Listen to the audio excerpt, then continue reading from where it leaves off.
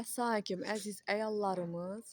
Sama optum dükanımızda Balcan Epkel'in esasında şunun hoşay göynekler geldi. Taza.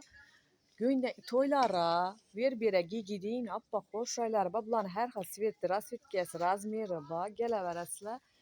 Beyanında yine şunun hoşay kofte gele hemmesi geldi. Gelinle. Instagram'dan gördük dep kesezledim. Arzan baka da berediler. Beyanımızdan her halısından ba. Görünle imanin.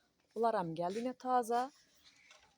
Balcapkeniz mestasında yaş kızlardan tartıp orta yaşarlara keyin karrak yaşı ulu adamlara ba göyneklerimiz dım hoşray veclayne hemme bula toyam gündelikem hem yere doğru geledan vecla imında dım hoşrayları geldi yine görün. Bula da razmirlerim bara sütkelerim ba geleveresle. Əli yayıb ülgürmegen tavarlarımız dım köpeken, onlaram yayıb taklıyımız geleveresle. Şimdi jaket sorağan ekensle, taza jaketlerimiz geldi. Olacak geç, jaketlerinizi abzur etberin. Yine görünler. Abzur etberin dım hoşay. En iyi iyizem gipsko balcan epke. Yine. Özlerem giptiler. Arkalarım dım hoşay. Jaket sonra verdiğinizle dım kötünün hazır sezonlu jaketine. Xitay kofta üpkelerimiz hem geldi. Dım mazlı hoşayla görünler. Geleveresi arzan etip veremez. Şimdi yine bu jaketlerden sorağını keslak aziz ayarlarımız bularını hıcaplı meslerim hemmeye doğru geledeken gördüğünüzlerdim hoşray.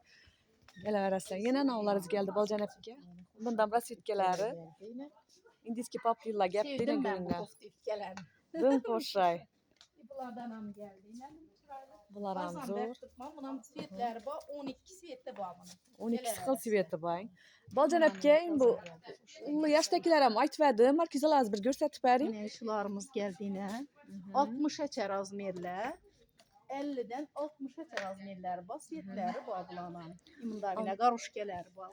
Kimini svetem bayken. Kimini duoykelerim bareken. Yine duoykelerimiz hem dım hoşay.